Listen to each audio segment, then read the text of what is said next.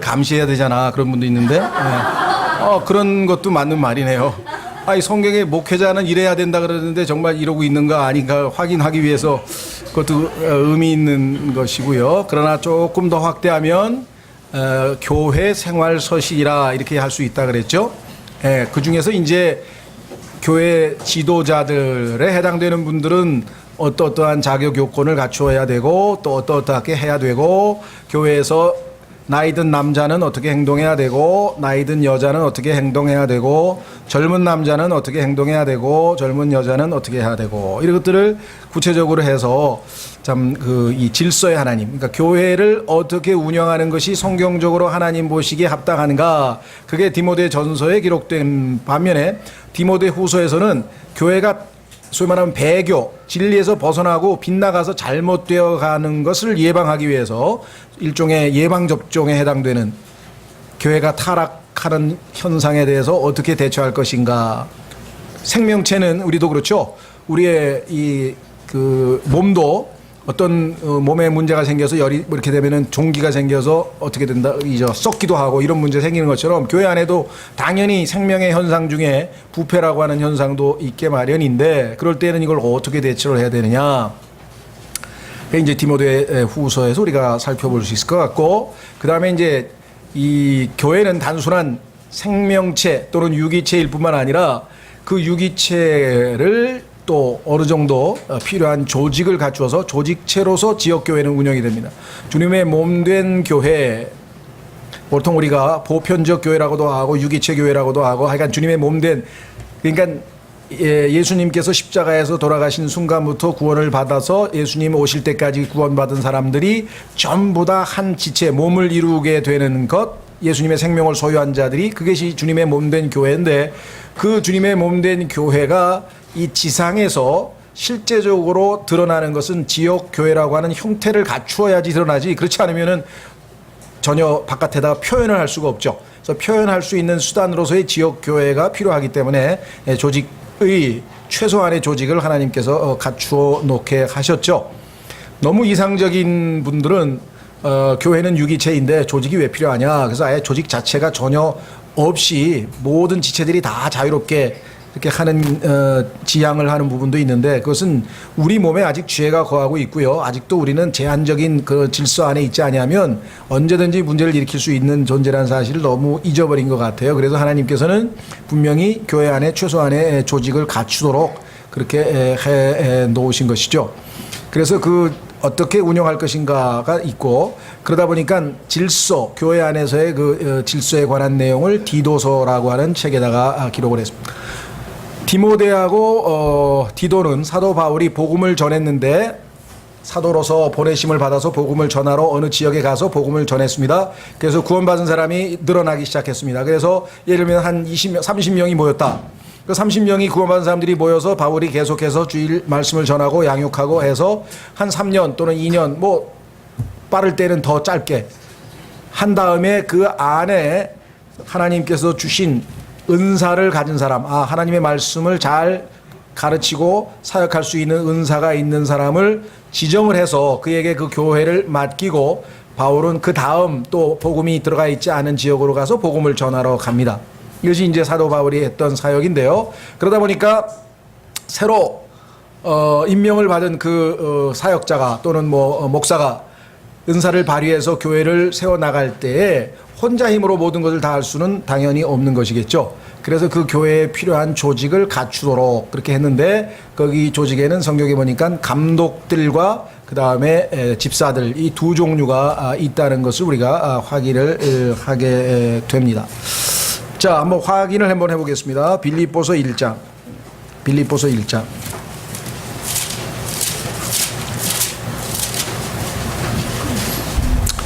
빌립보서 1장에 가면은 빌립보라고 하는 도시에 교회가 있었는데, 그 교회, 지역 교회에다가 사도 바울이 편지를 보내게 됩니다. 근데 그 편지를 보낼 때 기록 대상자를 어떻게 표현하냐면 1절, 예수 그리스도의 종 바울과 디모데는 빌립보에서 그리스도 예수님 안에 있는 모든 성도들과 또 감독들과 집사들에게 편지하노니, 하나님 우리 아버지와 주 예수 그리스도로부터 은혜와 평강이 너에게 있기를 원하노라. 이렇게 되면 그리스도 예수 안에 있는 모든 성도들, 이것이 기록 대상자죠. 그런데 그 성도들과 함께 누가 있느냐 보니까 감독들이 있고 집사들이 있다, 이렇게 되어 있습니다.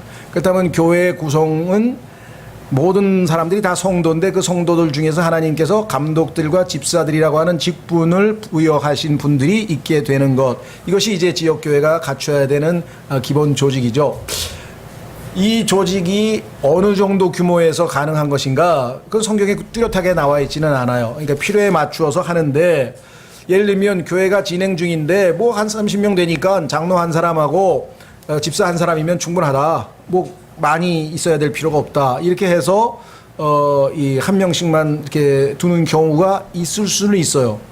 그러나 그것은 일종의 이제 과도기고, 숫자가 늘어나서 뭐 50명, 100명이 됐다 그러면은 그 교회 필요에 맞춰서 뭐 어떤 교회는 2명 또 3명 이렇게 해서 더 늘릴 수가 있겠죠. 이거는 이제 하나님께서 그 교회마다 가지고 있는 특징에 따라서 이제 이 일을 하실 것이다, 이렇게 생각을 합니다. 자, 그래서 다시 오늘은 디모데전서 3장에서 디모데전서 3장에 보면은 1절서부터 7절까지는 감독의 자격 요건이 나와 있습니다. 자, 성경에는 분명히 감독이라고 하는 단어가 사용되는데 실제적으로 여러분들 교회 생활하면서 감독이란 용어를 쓰는 사람들이 별로 없죠.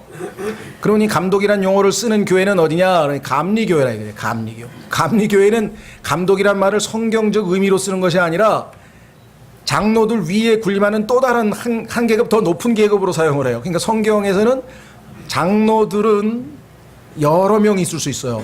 그런데 그 중에서 임무를 맡아서 수행하는 장로들을 감독이라. 그러니까 감독은 장로가 맡은 어떤 직분에 초점을 맞추는 것이고, 장로는 그 인격, 사람에 대해서 얘기를 하는 거예요. 그러니까 두 개가 같은 것인데 하나는 사람을 부를 때 지칭하는 것이고, 또 하나는 그 사람이 행하는 직분, 기능을 얘기할 때 사용하는 겁니다. 그래서 그거는 이제 성경을 통해서 우리가 한번 확인해 보면 알 수 있어요. 아, 이게 어떤 사람을 얘기할 때 그 사람의 어떤 인품 또는 인격에 대해서 얘기할 때에는 장로. 그런데 그 장로 중에서 특정한 어떤 임무를 맡아서 소위 말하면 감독하는 기능을 이렇게 발휘하는 직무를 수행할 때에는 감독의 직분을 맡은 장로. 그러다 보니까 감독이란 말을 우리가 때로는 사용도 하는 것이죠.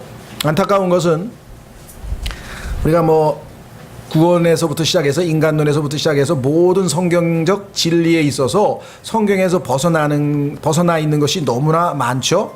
예를 들면 인간은 영과 혼과 몸으로 되어 있다, 이렇게 성경에 분명히 되어 있는데 영혼과 육체로 되어 있다고 일반적으로 지금 우리나라 장로교를 포함해서 많은 교회에서들 그렇게 가르치죠. 이분법으로도 가르치는 경우도 있고, 또 조금 더 깊이 들어가게 되면은 성경에 보니까 짐승도 영이 있다 그랬는데, 짐승이 영이 있다 그러면 그냥 대번에 우리나라에서는 100% 이단으로 몰립니다. 그러니까 성경에 써 있는 그대로 얘기를 해도 100% 이단으로 그냥 몰려요. 짐승은 영이 없다고. 누가 얘기했느냐? 그 우리 교단에서 그렇게 하나님의 말씀에는 써 있는데, 어떤 분은 하나님의 말씀에 안 써 있대. 그래서 어떤 거냐니까, 개혁 성경에 보니까 혼으로 누가 마음대로 성경을 뜯어 고쳤냐 이게. 자기 생각에 짐승에는 영이 없다고 생각하니까 짐승에 영이 있다고 성경에 써 있는 걸 뜯어 고쳐서 혼이라고 뜯어 고쳤어요. 그래서 성경에는 보니까 짐승의 영과 사람의 영과 마귀의 영과 하나님의 영, 이 세상에는 영이 딱 4종류가 있어요. 거룩한 영, 더러운 영, 인간의 영, 짐승의 영. 그 영은 생명의 근원인데 짐승이 생명이 있는데 어떻게 영이 없을 수 있겠느냐. 성경으로 돌아가 보면 고칠 게 너무 많아요. 그리고 그것을 우리가 안다고 해서 그것을 잘 모르고 있는 분을 무슨 비판하거나 이러는 건 아닙니다만은, 그러나 일단은 정확하게 하나님 말씀대로 우리가 해야 되는 것은 이제 분명하죠. 자, 그 중에 하나가 이제 감독이라는 용어입니다. 그러니까 성경적으로 감독이라는 용어를 사용하기가 쉽지가 않아요. 그래서 그냥 우리가 이제 장로란 용어도 쓰는데, 장로란 용어도 또 침례교회에서는 거의 잘 안 써요. 그냥 형제자매님 다 쓰죠. 예. 아까 오신 분도 장로 권사 소리 안 들으니까 살겠네. 하도 장로 권사 소리만 듣다가 20년 동안 그 아까 길 찾다가 고생하신 형제님이 여기 오니까 살겠다 이렇게 얘기하는데 왜냐하면 그만큼 이 조직에 치여가지고 프로그램 안에서 그냥 형식적인 종교 생활을 하도 하다 보니까 그게 아주 너무 이제 아주 뭐랄까 이제 싫은 그런 것이죠. 그러나 성경적으로 있는 용어를 우리가 안 쓸 필요는 없어요. 다만 필요상 굳이 억지로 막 갖다 붙여서 쓸 필요는 없겠죠. 성경에 보니까 바울도 때로는 자기를 사도라고 했다가 또 때로는 형제라고 했다가 필요에 따라서 모든 사람이 다 형제 자매입니다. 그렇죠? 예, 근데 문맥에 따라서 이 사람이 우리 교회 김영균 형제인데 이 사람이 지금 목사하고 교사 역할을 한다. 은사를 받아서 하고 있다. 또 이분이 지금 감독 기능을 하고 있다. 이분이 우리 교회 집사 역할을 하다. 그거는 분명히 또 필요한 경우에는 사용을 우리가 해야 되겠죠. 그런데 교회 안에서 무슨 집사, 장로, 감독 이런 조직에 관한 얘기만 나오면 또 히스테릭하게 반응을 해가지고 그런 조직적인 그런 거 말고 유기체 교회가 필요한데 왜 자꾸 그런 얘기를 하냐. 그래서 그런 거 자체를 또 아주 극단시하고 배격을 하고 목사라는 용어를 사용하는 교회는 이단이다 또 이렇게 가르치는 사람들도 있어요. 성경에는 목사라는 용어가 나오는데도 불구하고 그래서 아주 좀 어떻게 보면은 예민한 건데 이런 문제에 말려들어서 논쟁할 필요가 전혀 없습니다. 성경적으로 정확하게 배우고 알되 우리가 그 용어를 실제적으로 사용하는 데 있어서는 쓸데없는 문제를 일으키지 않도록 지혜롭게 잘 사용하면 되는 거죠. 예. 자, 그래서 감독이란 용어가 가장 오해되고 잘못 사용되고 있는 교회는 로마 가톨릭 교회입니다. 근데 로마 가톨릭 교회는 사실 감독이란 말 안 쓰죠. 우리나라는 뭘 씁니까? 주교라고 써요. 그러니까 영어의 비숍이라고 하는 단어를 우리 성경에서는 감독이라고 번역을 했습니다. 개혁 성경에는 뭐라고 번역했는지 기억이 잘 안 나요. 개혁 성경에 감독이라고 번역했나요? 네, 지금 하도 개혁 성경 안 펴본 지가 오래돼가지고 어쨌거나 분명히 우리 성경에는 비숍이라는 단어를 감독으로 번역을 했죠. 예, 근데 가톨릭에서는 이것을 주교라고 번역을 했어요. 우리나라 사람들은 주교. 그래서 대주교. 비숍이 있고 거기에 ARCH, 아크 비숍이 해가지고 더 예수님은 비숍이라 그랬어요. 예수님의 칭호 가운데 하나가 비숍이에요. 그런데 예수님보다 더 한 계단 높은 비숍도 우리나라에 여러 계셔요. 가톨릭에 감독이라 그랬죠. 예. 그래서 아마 이제 감리교에서는 감독이라는 용어를 쓰는 것 같아요. 그러니까 성경적으로 이것을 정확하게 정의 내리지 아니하면 지금 일상적으로 사용하는 게 뭐 감독하면 뭐 야구 감독서부터 시작해가지고 영화 감독까지 이렇게 복잡합니다 이거. 그래서 정말 성경에서 진리를 아는 데 있어서 첫 번째는 어떤 한 어휘에 대한 정확한 데피니션을 안 내려놓으면 나중에 대화를 하는데 딴 얘기를 하고 있어. 그렇죠? 이 사람은 감독 얘기하고 나는 장로 얘기하는데 성경은 같은 건데 성경에 보니까 장로들을 다스리는 한 단계 높은 장로 그런 의미에서 가톨릭에서 주교라고 하는 비숍이라는 용어를 사용한다는 거죠. 이게 2세기에 나온 또 다른 어떻게 보면 이단 중에 하나죠. 그런 조직화를 또 만들어냈어요. 근데 이게 오래 누적이 되다 보니까 그냥 사용되는 거예요. 그래서 저희는 이 문제에 있어서 조금 좀 성경적으로 다시 한번 좀 돌아가 보자. 자, 우선 3장 1절서부터 7절까지는 16가지의 감독의 자격 요건이 나와 있습니다. 그러니까 야, 그 16개를 다 갖추지 못하면 어떻게 되는 건가? 하나님께서는 하여간 일단 성경에 16개 자격 요건을 만들어 놨고요. 그 다음에 8절서부터 시작해서 13절까지는 집사는 8가지 자격을 갖출 때에 임명하라 이렇게 되어 있습니다.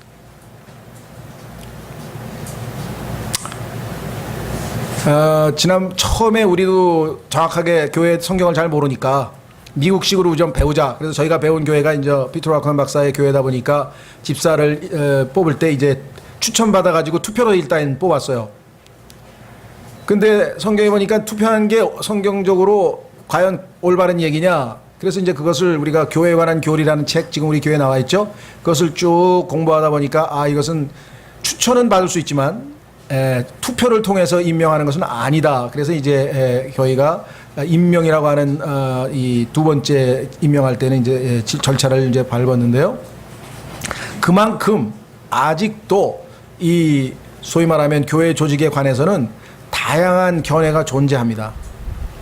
좀 이따 보시면 아시지만요. 감독의 경우도 디모데전서 3장 1절에 남자가 감독의 직무를 사모하면 선한 일을 사모한다는 이 말은 참된 말이로다 이렇게 되어 있는데 90%가 넘는 침례 교회에서 이 감독이란 말을 목사로 바꿔요. 패스토라고 해석을 해요. 근데 과연 그 해석이 성경적으로 맞는 거냐? 이게 또 논쟁이 된다 이거죠. 그걸 맞다고 전제해서 하는 분도 있어요. 그런 교회들도 있어요. 그런데 아니 성경에 감독이라 그랬는데 감독은 성경에 보니까 자격 요건을 갖춰야 할 때 감독이고 에베소서에 나오는 목사는 하나님이 주신 선물인데 선물에 무슨 자격 요건이냐 이거 하나님께서 주셔서 그 은사를 가지고 있는 건데 그래서 목사와 감독은 분명히 다른 개념인데 침례교회 전통은 거의 대부분 이거를 그냥 일단 받아들입니다. 그래서 목사, 감독, 장로는 같은 건데 이름이 세 개다. 그러니까 성경에 근거가 있냐?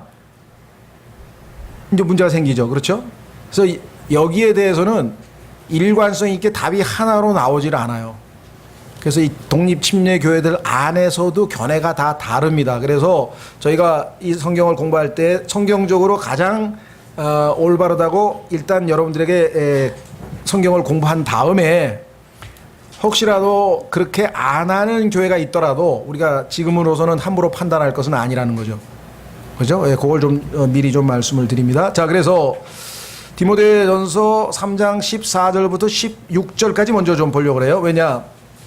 여기에 보니까 교회가 무엇인지에 대한 정의가 내려져 있습니다. 그래서 이 교회에서 하나님께서 필요에 의해서 목사와 교사의 은사를 발휘해서 성도들을 온전케 하고 세우는 역할을 하는 봉사를 하도록 그 역할을 하는 그 사역자를 도와서 교회를 운영하는데 처치 교회의 리더십 소위 말하면 지도자들로 영적인 문제에 있어서는 감독들을 임명하고 그다음에 교회의 여러 가지 행정적인 일들은 집사들을 임명해서 그래야 사역자가 말씀과 기도에 전념하면서 교회가 바르게 운영되어질 수 있다. 이것이 이제 하나님께서 이제 의도하셨던 것 같습니다. 자, 그래서 한번 우선 14절부터 16절은 저희가 이제 따로 빼고 이건 다음 시간에 좀 살펴보도록 하고 14, 15절 한번 보겠습니다. 자, 디모데전서 3장 14절 보시면 내가 곧 내게 가기를 바라면서 이것들을 내게 쓰노라. 지금까지 쓴 얘기들은 곧 가려고 하는데 혹시라도 내가 제때에 약속 시간에 제대로 가지 못하면 교회 안에서 어떻게 해야 되는지를 너에게 미리 알려주기 위해서 쓴 거라 그랬습니다. 15절에 그러나 내가 오랫동안 지체하면 내가 하나님의 집에서 어떻게 처신해야 할지 내가 알게 하려 하노니. 자, 하나님의 집이라고 하는 것이 나왔는데 이 하나님의 집은 성경에 보니까 이 집은 살아계신 하나님의 교회요 그랬죠? 진리의 기둥과 터니라. 자, 그러면 여기서 우리가 살펴봐야 될 게 하나님의 집, 그 다음에 살아계신 하나님의 교회, 그 다음에 진리의 기둥과 터. 이것을 정확하게 우리가 교회를 이해할 때 반드시 알아야 될 것이겠죠. 자, 우선 성경에 보니까 하나님의 집, 이 집이라고 하는 말은 어디에 나오냐면요, 하나님의 집 우리가 한번 성경을 통해서 확인을 해보려고 합니다. 우선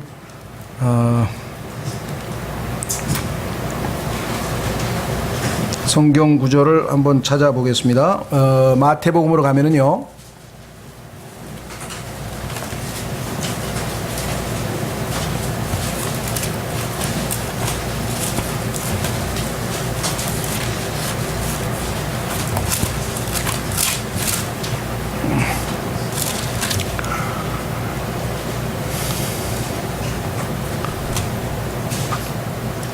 마태복음에 보면은 죄송합니다. 10장이냐 16장 예수님께서 마태복음 16장 집과 교회와의 연관성을 우리가 한번 좀 찾아보려고 합니다. 마태복음 16장 18절 마태복음 16장 18절 또 내가 네게 이르노니 너는 베드로라 이 반석 위에 내가 내 교회를 세우리니 지옥의 문들이 그것을 이기지 못하리라. 자, 여기 보시면 내 교회란 말이 나와 있죠. 네, 내 교회. 자, 그런데 이 교회를 세운다고 했을 때의 단어가 build라 그래서 build 빌딩의 동사죠.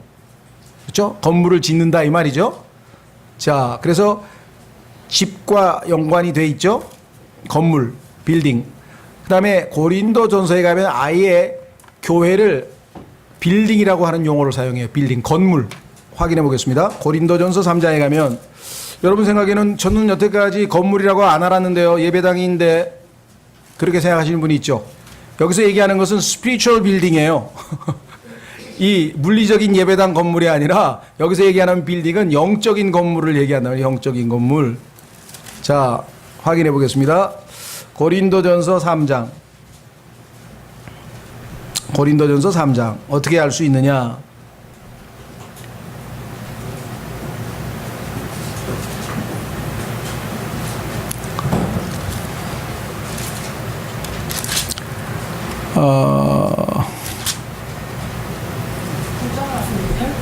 예, 9절. 고린도전서 3장 9절에 보시면 우리는 하나님과 함께 일하는 일꾼이요. 자, 본인은 일꾼이라고 했습니다. 그 다음에 뒤에 보시면 너희는 복수로 되어 있죠. 예, 너희는 하나님의 농사요, 농사. 그 다음에 하나님의 건물이니라. 그렇죠? God's building. 자, 그런데 이 건물은 일반적으로 얘기하는 이런 건물이 아닌 것을 어떻게 알 수 있는가? 그 건물의 기초가 예수님이라 그랬단 말이죠. 자, 10절에 내가 주어진 하나님의 은혜에 따라 내가 지혜로운 주 건축자로서 기초를 놓았고 다른 사람이 그 위에 세우되 저마다 어떻게 그 위에 세울지 주의할지니라. 이거 빌드라는 단어가 계속 나오네요. 아무도 이미 놓은 기초 외에 능히 다른 기초를 놓을 수 없나니 이 기초는 곧 예수 그리스도시니라. 아, 그러니까 예수님께서 기초돌이면 당연히 이 예배당의 물리적인 건물은 아니겠구나 라고 하는 것을 알 수 있죠. 예, 그래서 영적인 건물이다. 그래서 이것을 영적인 거처라 그랬네요. 하나님의 영적인 거처. 한번 확인해 보겠습니다. 에베소서 2장.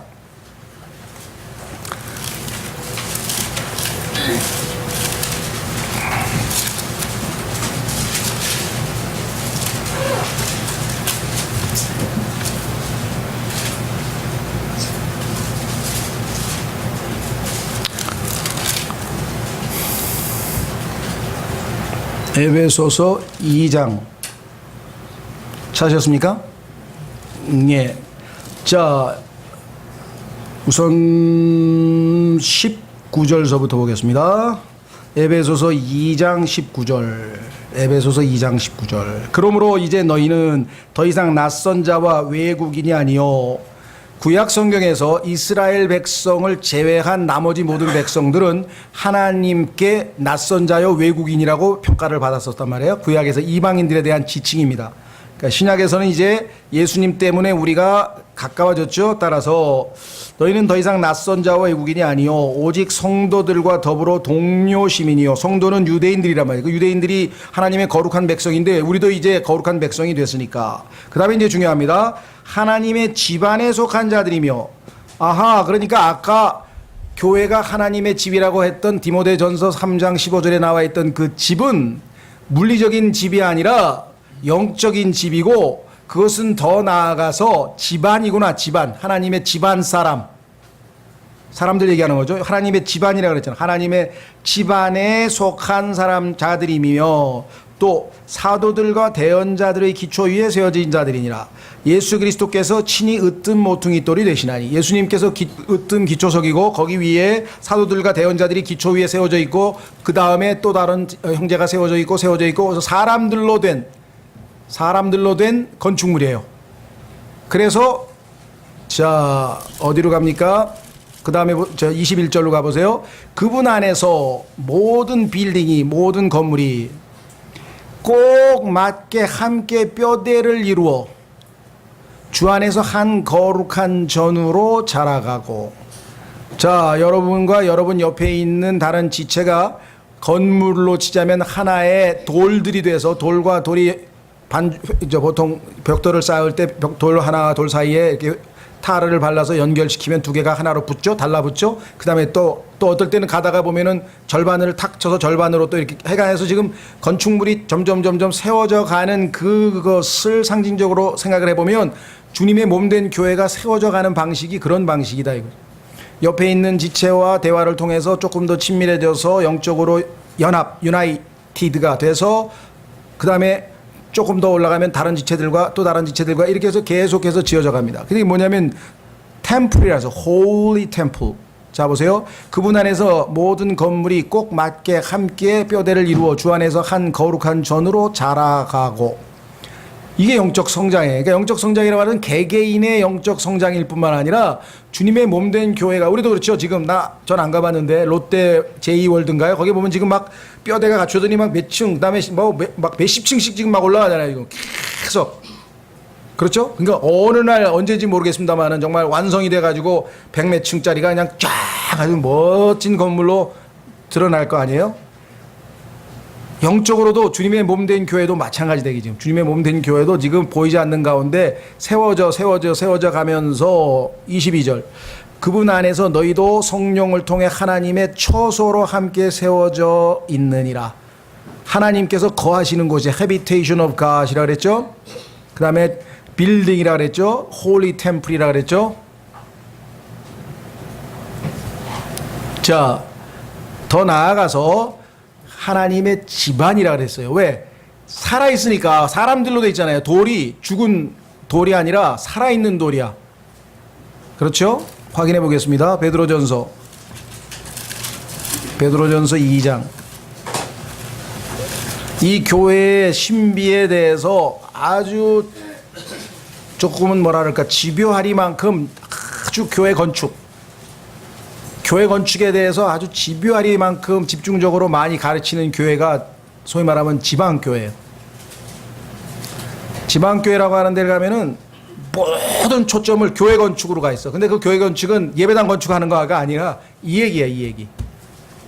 그래서 사실은 그게 굉장히 의미 있는 것인데 너무 초점을 여기다 맞추다 보니까 또 다른 극단이어서 균형이 좀 깨지는 것이 문제인데요. 이분들은 여기에 대해서 상당히 많은 그런 자료들 많이 가지고 있고 성경 전체를 쭉 조명하면서 그 관점에서 교회를 바라보는데요. 자, 베드로전서 2장에 보시면, 베드로전서 2장, 성경에서 교회가 빌딩이라고 하는 개념 얼마나 많이 강조하냐면요, 예수님도 그 빌딩의 모퉁이 돌이 되시고 그 다음에 우리들도 산 돌이 돼가지고 그 돌이 재료가 돼서 하나님의 거처로 지어져 가는 것입니다. 자, 베드로전서 2장 4절. 베드로전서 2장 4절. 참으로 사람들에게는 거부당하였으나 하나님께는 선정받은 돌.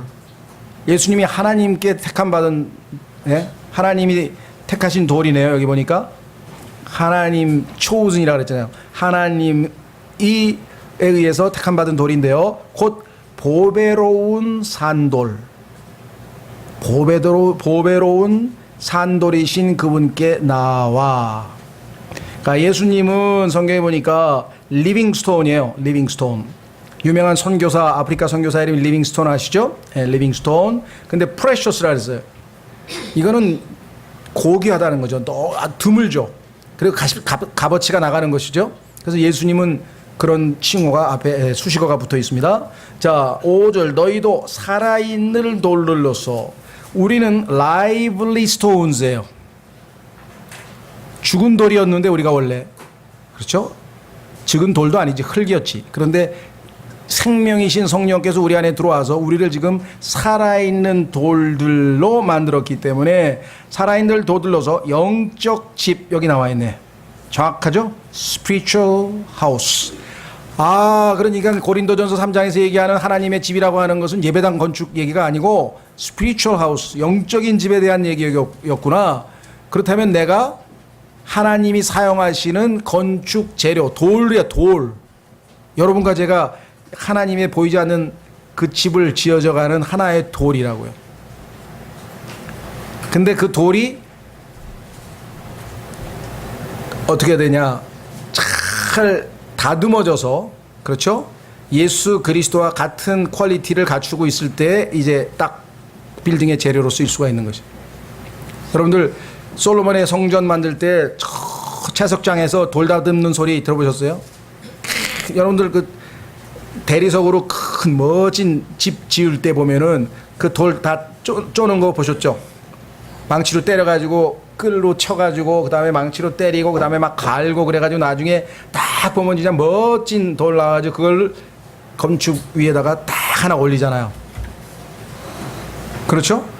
예, 그러니까 영적으로 한번 생각해 보세요. 우리도 때로는 하나님께서 쫀다고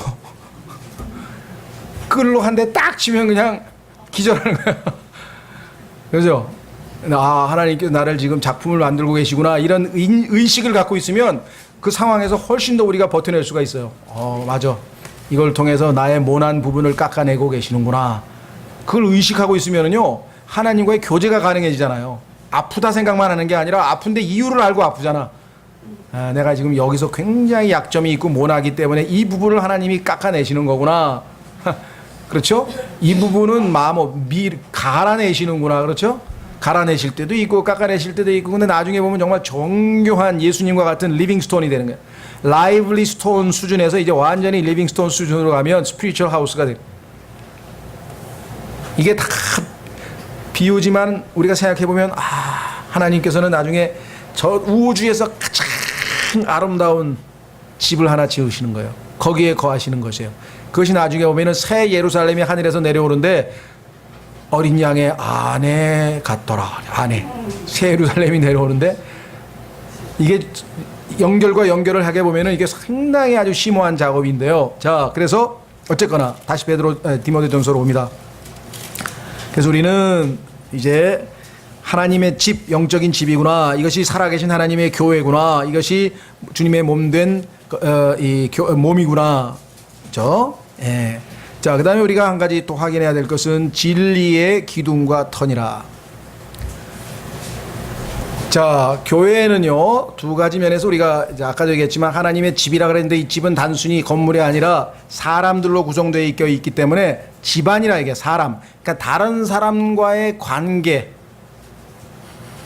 나도 모난돌이고 이쪽도 모난돌이에요. 그럼 모난돌끼리 부딪히면 이게 틈새도 많고요. 뭐 서로 찌르고 이게 복잡한 거래요. 그죠? 교회 안에서 인간관계에서는 큰 문제가 생길 수, 왜? 서로 마모가 돼서 갈려야 될 거 아니에요. 그렇죠? 예. 그러니까 교회 안에서의 갈등은 거의 필연적입니다. 다 완성품을 가져다가 딱 집을 짓는 게 아니다 보니까 이 안에서 그런 일들이 생기는 것인데, 이것은 하나님께서 우리를 다듬어가는 과정이다. 그 다음에 두 번째, 하우스홀드, 집안 사람이기 때문에요, 가족으로서의 정말 예수 그리스도의 피로 한 피받아 가족이 됐다고 하는 그 인식이 있어야 돼요. 근데 과연 그게 우리에게 얼마만큼 있냐. 여러분은 어떠십니까? 옆에 있는 지체가 예수 그리스도로 인해서 나에게 그렇게 고귀한 지체고 정말 사랑하느냐, 사랑스러우냐. 자, 한번 확인해 보겠습니다. 요한일서 5장.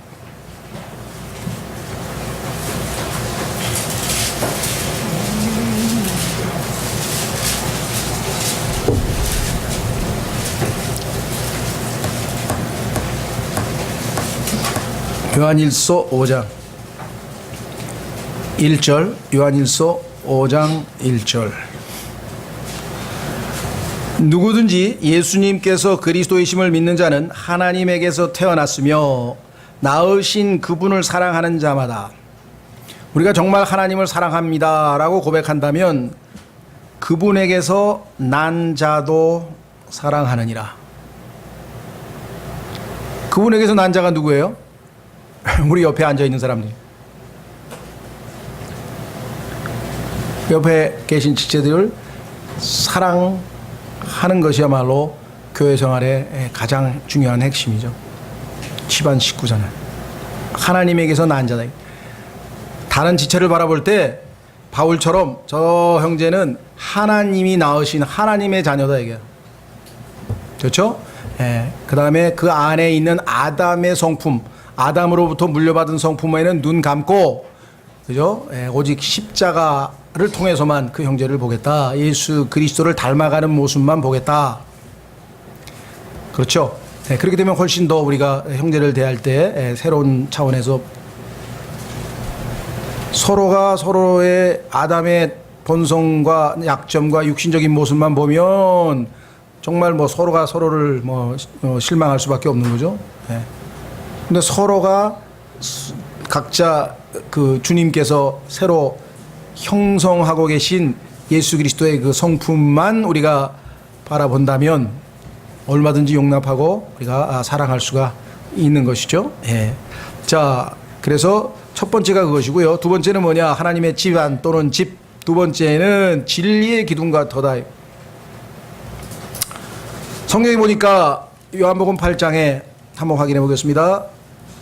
마귀는 거짓의 아비예요. 거짓의 아비. 예수님은 내가 곧 길이요 진리요. 예수님은 내가 곧 진리라 그랬어요. 요한복음 17장에 보면은 아버지의 말씀은 진리입니다. 아버지의 말씀이 진리라 그랬고, 예수님이 내가 곧 진리라 그랬고, 하나님의 사랑은 진리의 사랑이라 그랬고. 자, 그래서 요한복음 8장에 보면은 마귀의 타이틀이 있는데 그것은 뭐냐? 어디 있습니까? 44절. 예. 요한복음 8장 44절에 보시면, 요한복음 8장 44절, 너희는 너희 아비 마귀에게서 났으므로 너희 아비의 욕망을 행하려 하느니라. 그는 처음부터 살인자요 자기 속에 진리가 없으므로 진리 안에 거하지 아니하고 거짓말을 할 때에 자기의 것으로 말하나니 이는 그가 거짓말쟁이요 거짓의 아비이기 때문이라. 그런즉 내가 너희에게 진리를 말함으로 너희가 나를 믿지 아니하는도다.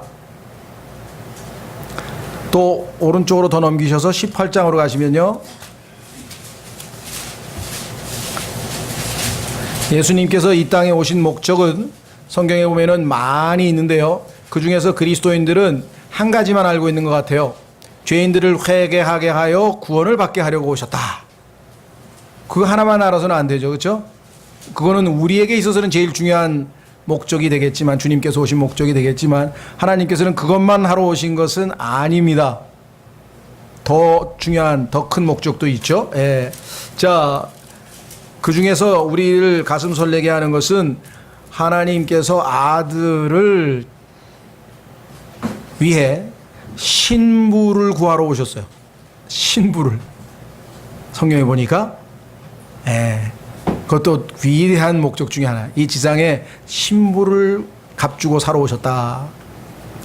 자, 또 다른 것 중에 하나는 거짓의 아비 마귀를 하나님께서 심판하셔야 되는데, 물론 십자가에서 이제 심판하셨고 집행은 예수님의 재림 때 이제 집행이 돼서 불못으로 던져지겠지만, 그러나 이 땅에서 마귀, 거짓의 아비인 마귀가 뿌려놓은 거짓을 제거하고 진리로 다시금 하나님의 뜻을 바로 세우기 위해서 오셨어요.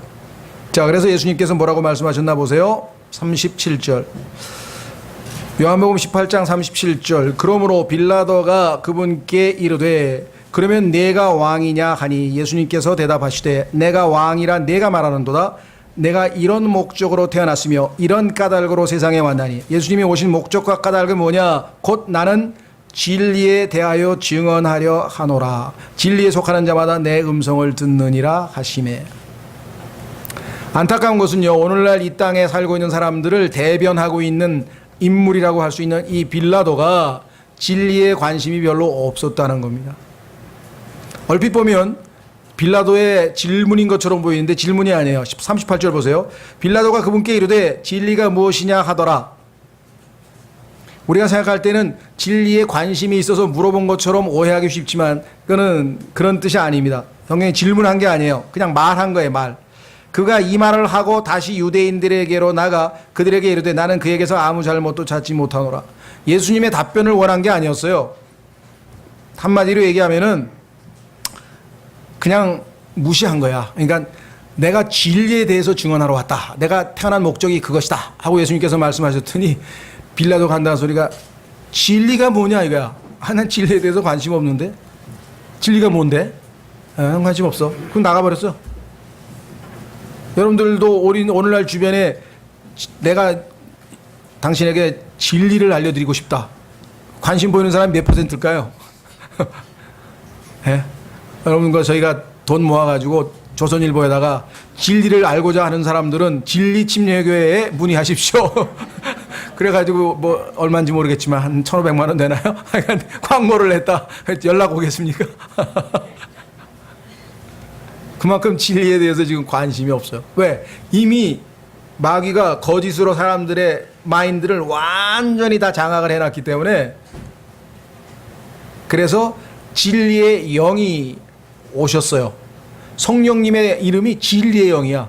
요한복음 14장에 보니까 진리의 영이 오셔서 사람들에게 책망하고 계셔요.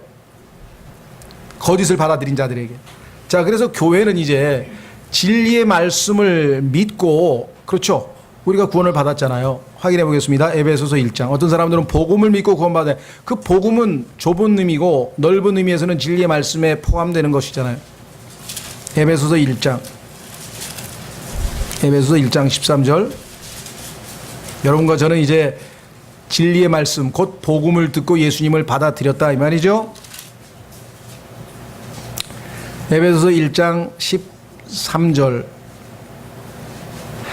너희도 진리의 말씀 곧 너희의 구원의 복음을 들은 뒤에 그분을 신뢰하였고 너희가 믿은 뒤에 또한 그분 안에서 약속의 저 거룩하신 영으로 봉인되었느니라. 그럼 우리가 이제 진리의 말씀을, 즉 구원의 복음을 듣고 예수님을 신뢰해서 이제 구원받는 하나님의 자녀가 됐죠. 자, 그래서 이제 우리가 해야 될 일은 뭐냐? 이 진리를 알아가야 될 거 아니에요. 진리를 이제 제대로 배워야 될 거 아니에요. 그렇죠? 자, 그래서 디모데전서 우리가 공부했던 바로 거기입니다. 2장 4절. 디모데전서 2장 4절.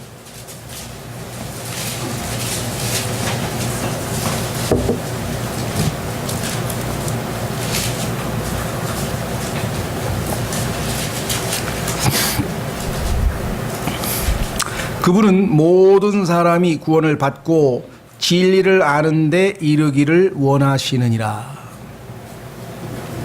구원을 받은 그리스도인은 이제 그간에 내가 살아온 동안에 잘못 알고 있던 거짓된 것들을 다 씻어내야 된다.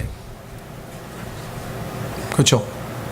나이가 더 들어서, 나이가 많이 들어서 예수님을 믿은 사람일수록 세상에서 들은 정보와 이런 생각과 사상과 이런 것들로 지금 많이 얽혀 있기 때문에 하나님의 진리의 말씀을 통해서 그렇지 않은 것들을 우리가 걸러내는 작업이 필요한 것이죠. 그래서 교회에서는 계속해서 뭐예요? 진리를 가르칠 수밖에 없다. 꾸준히 계속해서. 성경을 주신 목적 첫 번째가 교리라 그랬어요. 교리는 특정한 주제에 관한 진리예요. 우주에 관한 진리, 그럼 우주론 교리. 인간에 관한 진리, 인간론 교리. 교회란 무엇인가? 교회론 교리. 구원이란 무엇인가? 구원론 교리. 성령님은 어떤 분이신가? 성령론 교리. 마귀는 어떤 존재인가? 마귀론 교리. 정확하게 진리를 정확하게 알아야 이런 모든 것들에서 우리가 자유로울 수가 있는 것이죠. 왜? 너희가 진리를 알지니 진리가 너희를 자유케 하리라. 그렇지 않으면 진리가 아닌 것에 얽혀 있으면 우리가 빗나가잖아요. 결국은 미혹되잖아요. 그래서 하나님의 일도 그리스도인이 된 이후에 진리의 지식만 머릿속으로 배우는 게 아니라 하나님의 일도 전부 다 우리가 진리에 입각해서 할 때에만 하나님이 수용하신다. 확인해 보겠습니다. 시편 33편 4절.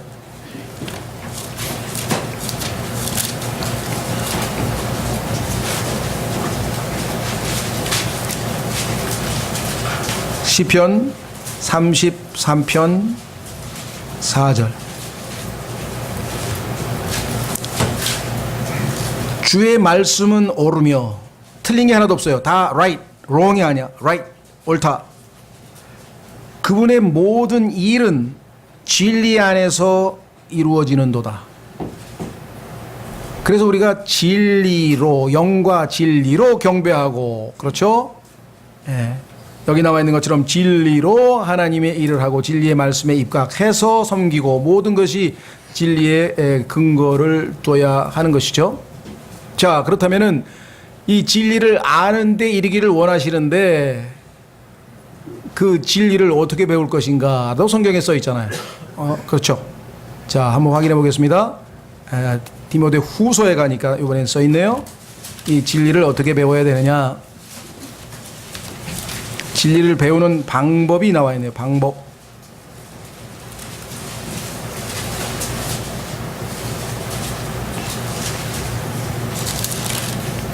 찾으셨습니까? 예. 너는 진리의 말씀을 바르게 나누어 내 자신을 하나님께 인정받은 자로 부끄러울 것이 없는 일꾼으로 나타내도록 연구하라. 늘 말씀드립니다마는 우리말과 영어가 어순이 이렇게 완전히 반대가 되어서 영어는 study라는 연구하라고 하는 동사가 제일 앞에 나와요. 그렇죠?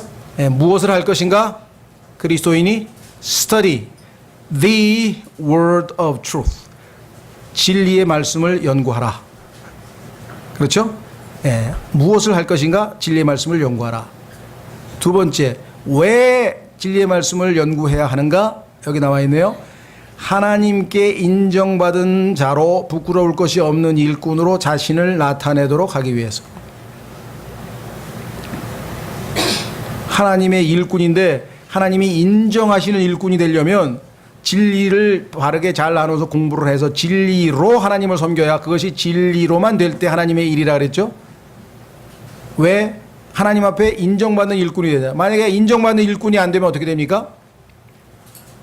나중에 여러분과 제가 주님을 위해서 한 일들이 다 불에 타서 다 없어져 버려. 다. 하나님이 인정을 안 하신다니까. 왜? 그건 내가 원했던 그 일이 아니야. 품질이 달라. 나중에 보니까 뭐 그것이 뭐라고 평가를 받아. 짝퉁이라고 평가를 받다. 이거 엉터리다. 이거 아니다. 이거 나는 그 일을 못 받아들이겠다. 이거. 그렇죠? 네, 그래서 우리가 하나님의 일을 할 때에는 정확하게 진리에 입각한 일인지를 확인하려면, 인정받은 일꾼이 되려면 하나님의 진리의 말씀을 연구해야 된다. 그렇죠? 세 번째로 문제는 방법론입니다. 이게 이제 중요하죠. 바르게 나누어. 하나님의 말씀은 하나님께서 정해놓은 구분들이 있어요. 자, 인간의 신체 기관도 다 구분이 있습니다. 그렇죠? 순환계가 있고, 그 다음에 뭐 호흡기가 있고, 그 다음에 이 소화기가 있고, 뭐 신경계가 있고, 이게 다 달라요. 이거 섞을 수 없잖아요. 그러니까 하나님의 말씀도 다 나눠져 있어요. 구약이 있고 신약이 있고. 그렇죠? 예, 하나님께서 유대인을 대상으로 하신 말씀이 있고, 이방인을 대상으로 하신 말씀이 있고, 교회를 대상으로 하신 말씀이 있고, 아니면 이 땅에 있는 모든 존재하는 인간 전체를 대상으로 하신 말씀들이 있고, 이게 다 나누어져 있어요. 하나님께서 율법이라고 하는 수단으로 사람들을 대하는 경영 방침이 있고, 하나님이 은혜라고 하는 방식으로 사람들을 대하는 방식이 있고, 뭐 이게 다 다르다 이거죠. 그러니까 올바르게 잘 구분해서 나누어서 하지 않으면 뒤섞이면은 굉장한 혼란을 자초하게 되어 있습니다. 그렇죠? 예. 그래서 이 보면은요, 분류를 잘해야 돼요. 도서관에 가서도요, 책을 잘 분류해 놓으면은 찾기 쉬워요. 착착착착 하면은 탁탁탁 섞어 놓으면은 막 여기 가면 없고, 이게 이건가? 뭐 그렇죠? 모든 게 다 마찬가지입니다. 예, 분류를 우리가 얼마만큼 잘 하느냐, 이걸 분별력이라고도 하고요. 그렇죠? 예, 나눌 수 있는 능력이 있을 때 이제 성경을 공부하는 방법이 거기에 나와 있습니다. 자, 이왕 나왔으니까 한 구절 더 보죠. 진리를 공부할 수 있는 방법 중에 하나가 무엇이냐? 그것은 뭐냐면 성경에 보니까 영적인 것을 영적으로 비교해야 됩니다. 성경은 비교를 통해서 배울 수 있습니다. 확인해 보겠습니다. 고린도전서 2장. 고린도전서 2장.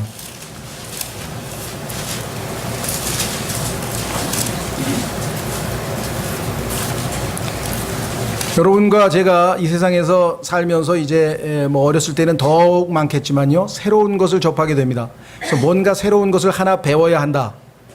그 배움, 학습, 배움 또는 학습을 할 때 있어서 가장 좋은 방법이 성경을 하나님께서 공부하라고 하신 방법과 똑같아요. 그것은 뭐냐?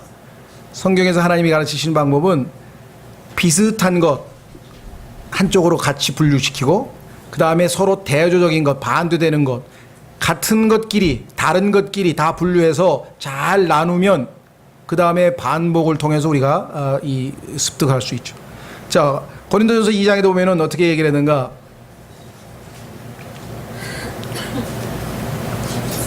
예. 13절에 하나님께서 이제 하나님의 말씀을 우리에게 가르쳐 주시는데 어떤 방식으로 가르치시는가 보십시오. 또한 우리가 그것들을 말하되 사람의 지혜가 가르치는 말로 하지 아니하고 성령님께서 가르치시는 말로 하나니 곧 영적인 것들은 영적인 것으로 비교하느니라. 성경을 성경으로 비교해서 답이 나와야 되겠죠.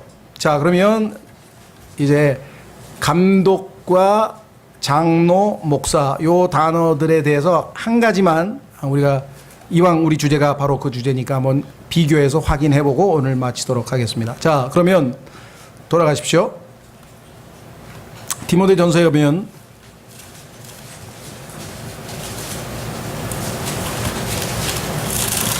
(3장 1절) 남자가 감독의 직무를 사모하면 선한 일을 사모한다는 이 말은 참된 말이로다.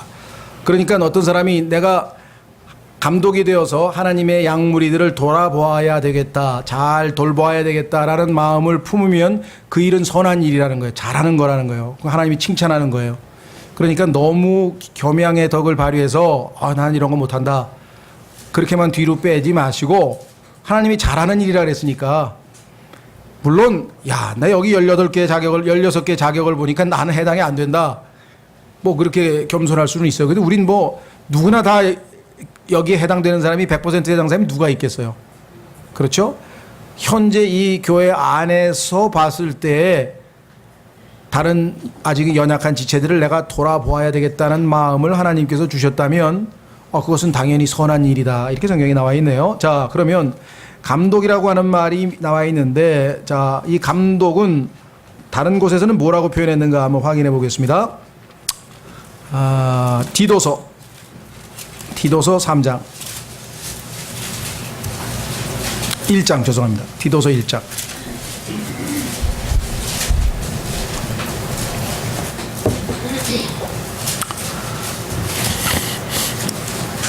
디도서 1장에 이제 디도를 크레테라고 하는 섬이 있습니다.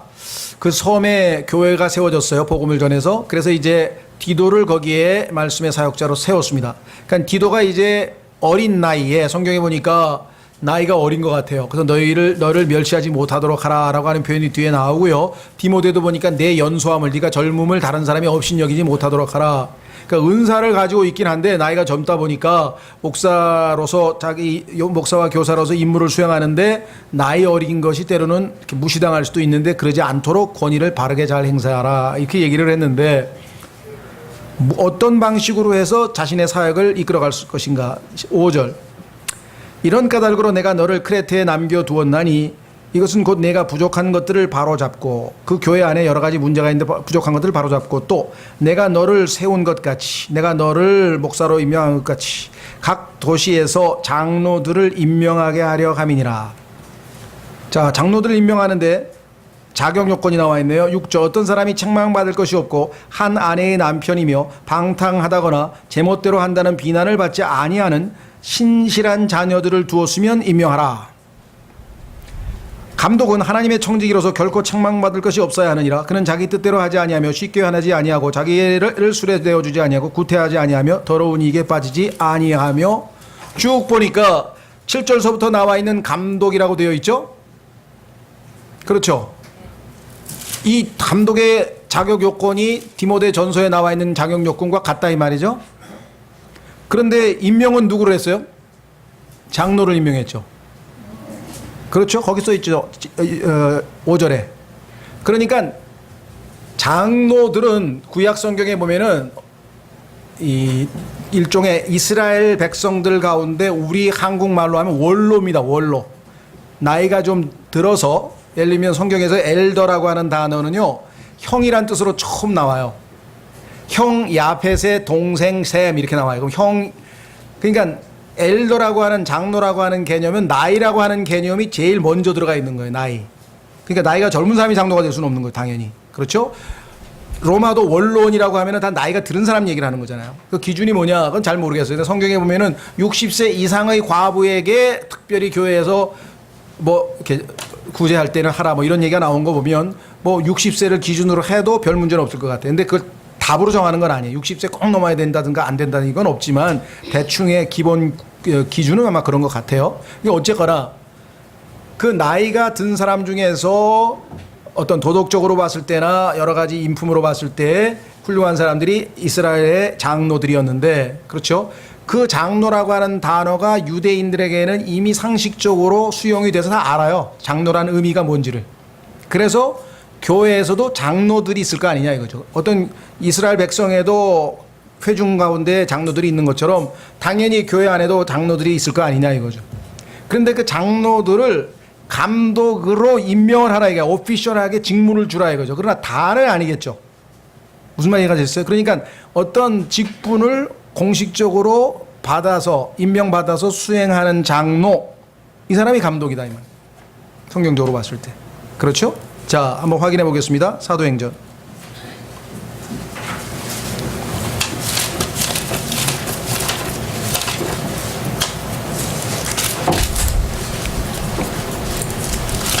(20장)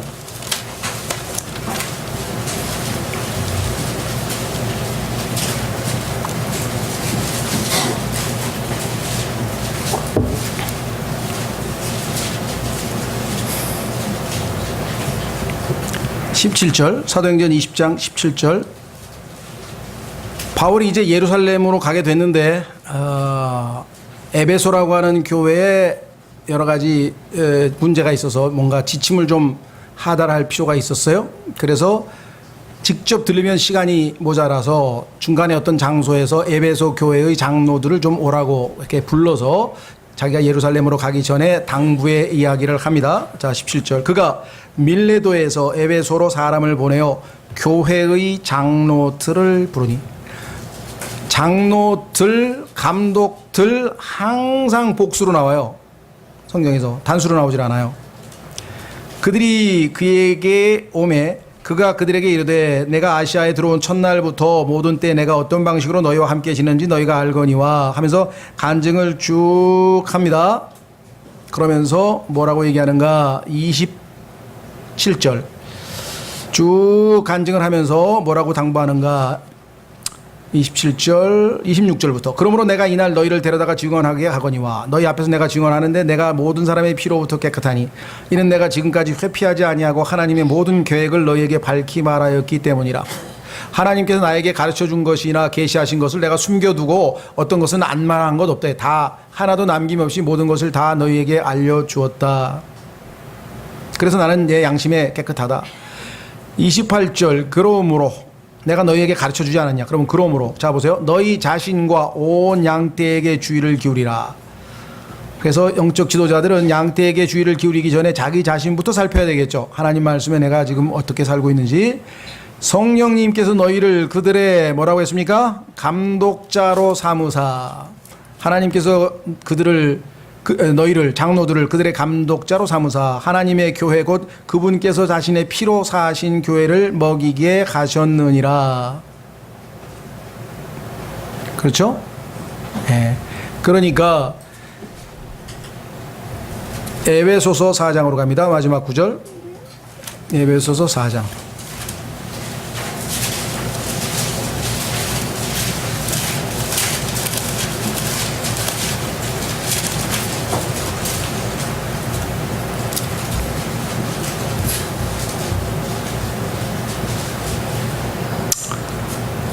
7절 에베소서 4장 7절 그러므로 주께서 우리 각 사람에게 그리스도의 선물의 분량대로 은혜를 주셨나니 그러므로 그분께서 이르시기를 그분께서 높은 곳으로 올라가실 때 포로로 잡힌 자들을 포로로 이끄시고 사람들에게 선물들을 주셨도다 하시느니라. 자, 주님께서 이 땅에 주님의 몸된 교회를 남겨두시고 머리 되신 주님께서 이제 하늘로 올라가십니다. 그러면 주님의 몸된 교회만 지금 여기 남아있게 되고 실제적으로 주님은 성령으로 물론 다시 오셨지만 주님 자신은 지금 하늘로 올라가 계시죠? 머리 되시는 분은. 그렇다면 이 지상에 있는 몸을 돌보기 위해서 그 몸을 잘 돌보기 위해서 또는 그 몸을 잘 성장시키고 돕기 위해서 하나님께서 선물을 주셨다 그랬어요. 근데 그 선물이 뭐냐면 사람이라. 사람. 여기 나와 있네. 사람들에게 선물들을 주셨다. 어떤 사람을 주었느냐? 우선 9절 10절은 가로 안에 있으니까 놔두고요. 11절 그분께서 더러는 사도로 자, 주님 자신의 몸된 교회 안에 어떤 사람들은 사도라고 하는 직분을, 사도라고 하는 사람을 줬고, 그 다음에 두 번째는 사도 다음에는 대언자, 그 다음에는 복음 전도자, 그 다음에 네 번째 선물 또는 은사는 목사 겸 교사로. 11절은 왜 끝부분에 목사 겸 교사가 뒤에 붙어 있냐면요, 이 영어 성경에 보면 이 콤마가 연결되다가 and라고 하는 것이 거기에 보면은 나오는데, pastors and teachers에서 그 pastors 다음에 콤마가 찍혀 있질 않아요.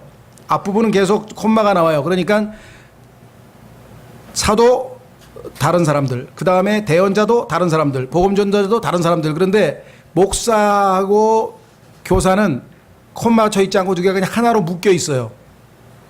그러니까 목사 겸 교사로 그래서 정확하게 번역한 거예요. 왜냐하면 이거는 한 사람인데 기능이 두 가지다 이거죠. 어떤 한 사람이 양무리를 돌보고 먹인다, 가르친다는 의미에서 이제 목사 겸 교사로 주셨으니, 이 모든 목적이 뭐냐 이거죠. 주님의 몸된 교회를 세우는 것이죠. 아까 얘기했죠. 빌딩을 세우는데 12절, 이것은 성도들을 완전하게 하고 섬기는 일을 하게 하며 그리스도의 몸을 세우게 하려 하심이라. 그렇죠. 그러니까 이 일을 하는데 사도행전 14장에 여러분들 6장에서 보시면 아시지만, 사도들이 이 일을 할 때 말씀과 기도에 전념하지 못하고 여러 가지 일들이 교회에 많이 생기다 보니까 그 일을 했는데, 그게 뭐냐면 식사를, 교회 안에 가난하고 어려운 사람이 있어서 교회에서 이제 식사를 제공하게 되는데 거기에서 빠진 사람들이 항변을 하는 장면이 나옵니다. 그렇죠. 자, 사도행전 6장을 보십시오.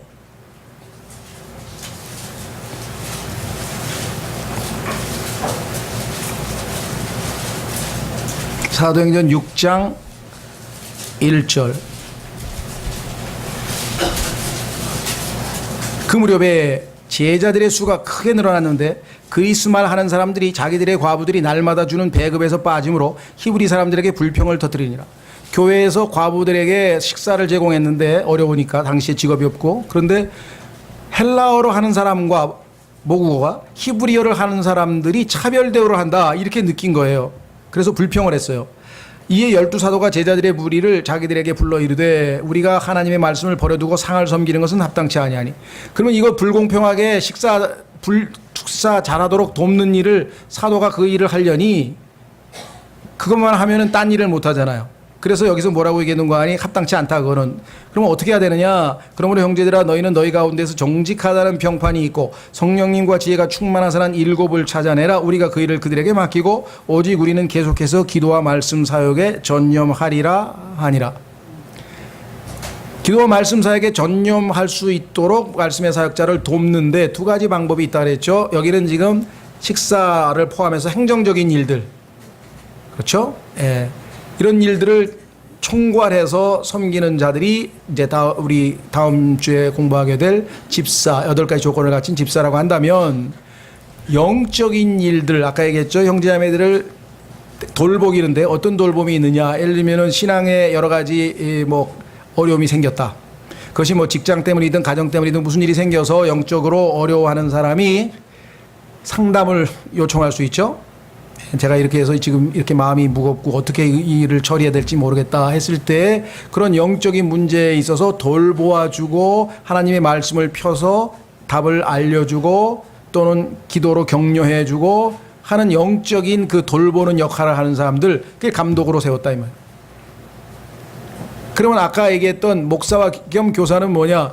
그 사람이 목사 겸 교사의 은사를 가졌는데 그 사람이 나이로 보나 또 모든 면에서 봤을 때 감독의 자격 요건도 갖추었을 때는 그 사람이 감독의 역할도 하긴 합니다. 그런데 혼자 할 수가 없기 때문에 다른 감독들을 더 세우는 거죠.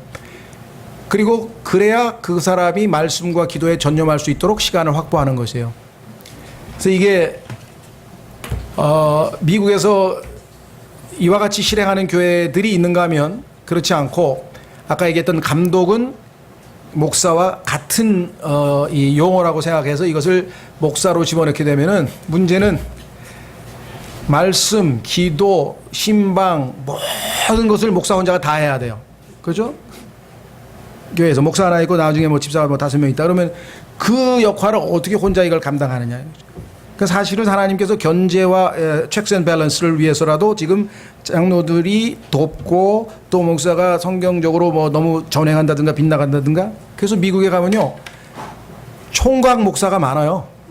20대 유th 패스터라 그래가지고 왜 은사가 있기 때문에 젊은 사람들 가르치게 하는 그것은 아무 문제될 게 없다는 거죠. 그런데 그것을 감독과 동일하게 생각하는 사람들에게 입장에서 볼 때는 뭐 총각이 어떻게 목사가 되냐 이렇게 되는 거예요. 왜 하나의 남편이라는 조건이 나오잖아요. 그러니까 조심하십시오.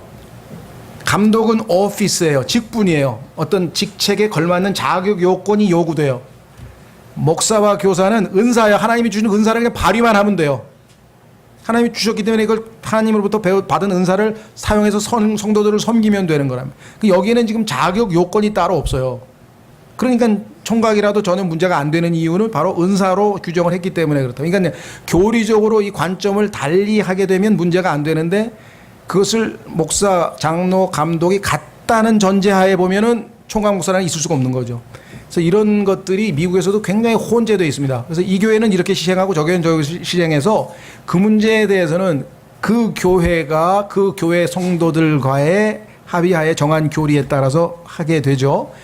저희 교회는 아시다시피 초반에 로크만 박사님으로부터 동일하게 그렇게 배웠다가 저희가 이제 교회에 관한 교리를 본격적으로 공부하고 책으로 낼 때 우리가 이와 같은 것에 대해서 좀 더 심사숙고하자 이렇게 해서 지금 저희가 2003년서부터 이제 책을 내가지고 여기까지 왔고요. 그래서 지금 다시 한번 성경을 공부하는데 저희로서는 다른 사람들이 당신 교회는 뭐 어떤 제도를 가지고 있냐 했을 때 저희가 이 교회 교리라고 하는 책에 나와 있는 대로 우리는 이 목사와 교사는 은사고 선물이고 이것은 직분이기 때문에 우리가 구분해서 얼마든지 필요하면 본인이 여기 나와 있던 것처럼 원한다 그랬죠. 원하는 것은 잘하는 일이기 때문에 교회적으로 봤을 때 감독이 장로들 중에서 감독이 한 분, 두 분 더 필요하다면 얼마든지 우리가 임명해서 그 일을 할 수 있게 하는 것이 성경적으로 옳다. 그래야 이 목사 겸 교사가 짐을 덜고 훨씬 더 말씀과 기도에 시간을 할애할 수 있다. 이렇게 생각을 하고요. 뭐 그 몇 명당 하나를 하느냐 뭐 이런 것에 대해서는 그 교회의 필요에 맞게 자유롭게 하도록 답이 없으니까 성경에. 그래서 이 문제에 대해서는 이제 그 논쟁이 많기 때문에 그냥 저희 교회는 이런 성경적인 근거로 이렇게 지금 확정하고 있습니다. 이렇게 답을 하시고 또 이것만 맞으니까 당신 교회는 틀렸다. 이런 논쟁은 하실 필요가 없을 것 같습니다. 예.